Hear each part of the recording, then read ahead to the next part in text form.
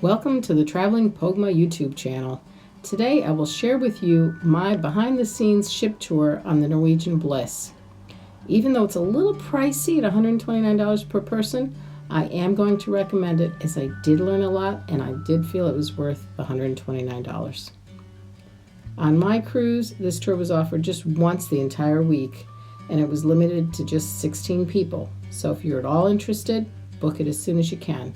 It was offered on one of our at-sea days, so it was very convenient. The tour was just over 3 hours, and it was very informative. We saw the storage areas, the crew hallways, we used the crew elevators, and we got a tour of the kitchen, which is also known as the galley. We saw the laundry facilities, the control room, the bridge. That was very cool. We also saw the butcher shop. We also saw the theater, the dressing room, behind the stage area, but unfortunately, they did not allow us to take any pictures or videos in those areas. Here are some of the videos that I was able to take of our tour. I hope you find it as interesting as I did. And we are consuming like 1,000 pounds of flour every day. And this one right here, this is our washer extractor. We have 5 washer extractors. The capacity is 33 kilograms maximum load. And this one right here, this is the combo dryer. Combo dryer is 50 kilograms maximum load. Right? So normally we receive every day 1,500 crew uniforms. The difference between these two, that one right there is with robotic. That spread the linen through the machine. And that one can press, dry, and fold it. That one press, dry, and fold. This one's a manual feed? Yes. Yeah. This one right here, this one can press, dry, and fold it halfway. Halfway only, this one. But that one's all the way folded. Okay. Because this machine right here, we can switch the program to pillowcases and table napkins from the restaurant. So we have 1, 2, 3, 4 lanes. So that I can put 4 persons to run the table napkins very fast. There's a difference between these two machines.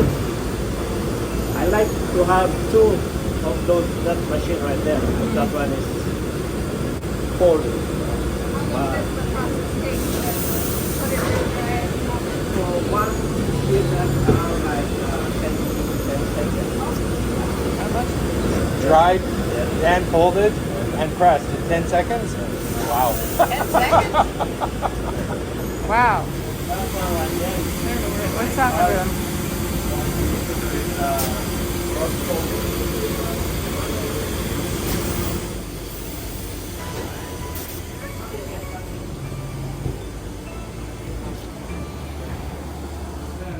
We are producing water. All this water which is coming to faucet, we are producing from the sea. We have 4 osmosis system and one big evaporator.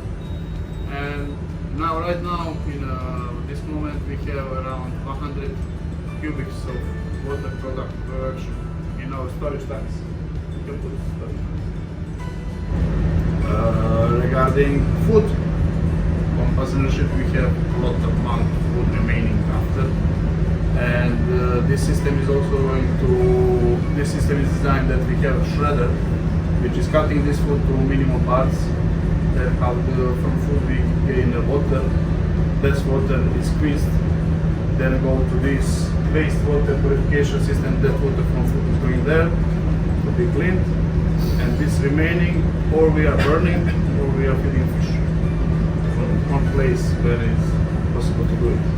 It's everything clean from our food coming just from fish, but you cannot always dump it in some areas, especially here in Alaska. So we can burn it or we can upload it to the facilities in We have 2 azipods, different ways of maneuvering the ship, and 2 azipods which are making us move forward or aft. Also, they can make us move sideways, but at the moment, these are the ones making us move forward. They can rotate 360 all around. We also have bow thrusters. These ones, all of this equipment is under the keel, under the water level. Then you can, with the thrusters, you can move the ship sideways. You use this small joystick here, can make a lot of movement for the ship. You can move it port or to starboard. Nothing will happen now because I don't have controls and thrusters are off. But if I had the controls and they were on, we can move sideways in a second. We have also tiller. This is like same science as the steering wheel, but it's just a small lever. You push port or starboard and the bow of the ship will move. We also have the steering wheel. It's in the front. I will show you when we go there. DP, this one is for keeping us in the same position. We can input the GPS position of the ship, and the system will actually move the acid pods and the thrusters by itself. We can just lay back and monitor. Honestly, we almost never use this one. These ones are most useful in offshore operation, the oil rigs. They want to keep the ship in the same position. For us, when we come alongside, we just put the mooring lines, we switch off all the motors, and we stay in the same position. Back in the days, we used to have paper charts, but now it's not required anymore. We have electronical paper charts. These are these ones, if you guys want to see. It's like a normal map, like Google Maps, but with nautical information. You have information about the lighthouses close by land, the depth, whatever. Sometimes we have underwater cables or stuff like that we can. It's useful for our passage plan and information that we need to take into account. You see this orange line? Because if you want, you can come closer. You can see this line over here. No, you're okay. Don't worry about it. This orange line that you see is our imaginary track line. So this is what we're following in order to reach Victoria today. The triangles that you see all around, these are ships around us. So on our starboard bow, we have two ships, Eurodam and Royal Princess. You can see somewhere there, starboard bow. Maybe the visibility won't allow us. No, yeah. Yeah. Have we been paralleling this morning, right? Say again? Were we paralleling them this morning? Yeah, we Okay. overtook them, yes. Yeah. And so we can see the name of the ship, we can see where they're going, what speed they're making, and all of that information is through automatic identification system. Besides the paper chart, we have our radar mode. We can switch to radar mode in the same screen. You see all the green that you see around is the echo. So it's where the echo is bouncing back. Ah, cool. Now it's too much gain, I will reduce. But you can see wherever we have land, then you have the echo. And you know also the targets, you see Royal Princess and Eurodam, they also have like small green dot. That's the echo that we're sending, and it's bouncing back and we're receiving the signal. Before we are assigned to any port, we have a navigation officer. He's or she's in charge of the navigation, of voyage planning, and all of those aspects are taken into consideration. Even where we are passing now, that was considered, and if we had any hazardous operation around, then we need to go maybe 5 degrees to starboard, 5 degrees to port. All of that is studied before. Then we print and study a passage plan. Captain signs. All the bridge officers who are doing maneuver and watchkeeping, we sign to make sure that we understood the whole route, and that's how we run over here. Now, do you do that every week or Every week, Okay. yeah. Every week. There's actually on these cruises is almost the same route, but we all go through this. If there is any changes, we need to know. You bring local pilots on board as well when you're entering the port? Yeah. It's mandatory every time we go into Alaskan waters to have a pilot on board. At the moment we're in open sea, so we disembarked them when we were leaving Ketchikan. But they are knowledgeable captains of the area. They study for 10 years to become pilots just in that area, and they are always the one calling the shots along with the captain. For example, that day we couldn't go in because of the ice. That was probably a decision between the captain and the pilot. Of course, we tried to get as closer as we can for you guys, but if safety of the ship again is first, and they are the ones deciding at the end of the day. I haven't been able to observe the ropes yet, but how do they get those huge ropes on? We have mooring winches actually on deck 7. You cannot see because it's a deck below, and on the aft. And one of my duties is that one. When we are coming alongside, I will step up from the chair and go down on station 1, we call it forward, and station 2 in the aft. And we have the ropes prepared. So when the captain usually will park the ship alongside, he will stop everything. Still the engines are running because we might have some gust of wind can blow us from the pier. But when we are in one position and security confirms that all the shelters and the gangways are good for operation, then we start sending the lines. And different lines have different purposes. One is for not moving forward or aft, the other one is to keep you alongside, and the other one is for not moving forward. So depending on the angle of the line, that's what you will get from it. And what's your duty? You're on duty. Is it different for a pilot to? You only got 2 hours, and then you have to go take a break. Is there rules? No, we run 24/7 watches of 4 hours. 4 hours. So, for example, I start my shift today 8 o'clock in the morning until 12 in the afternoon. Then I'm off until 8 p.m. and I have to be back at from 8 p.m. to midnight.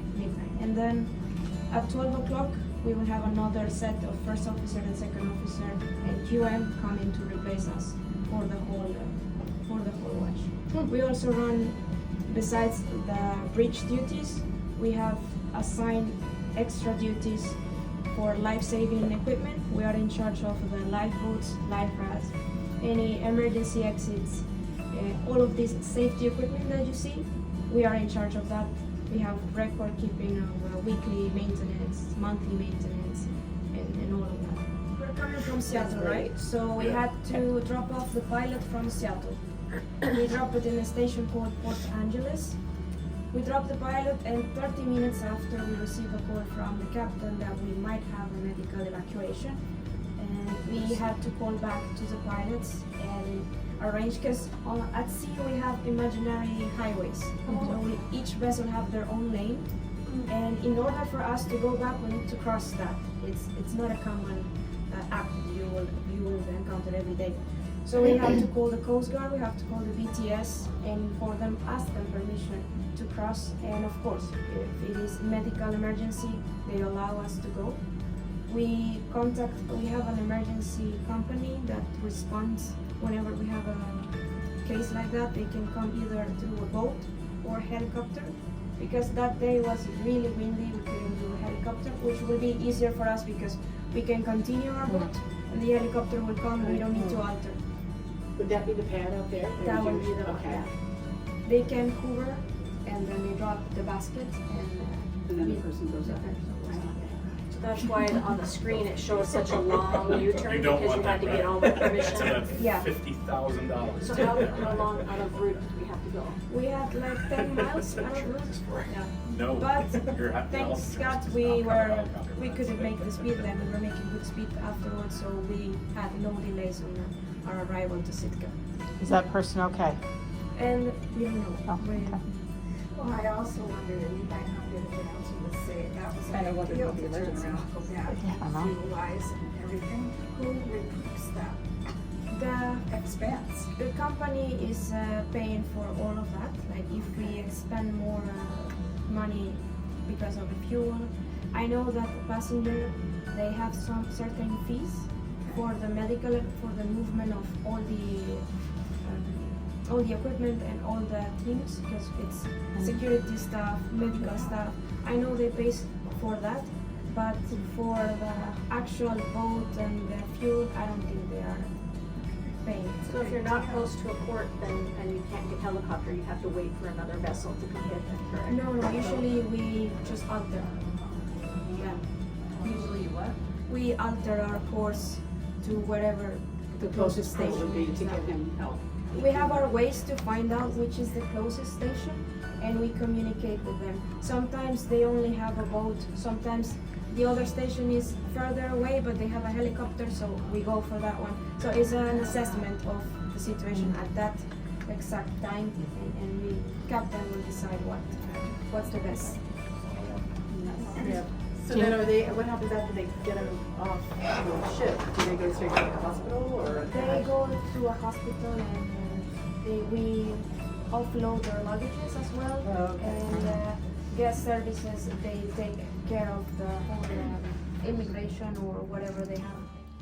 I hope you found this video as informative as I did. I'd love it if you would consider subscribing to our channel. And don't forget to hit that like button and leave any questions or comments below. Now, get out and explore the world.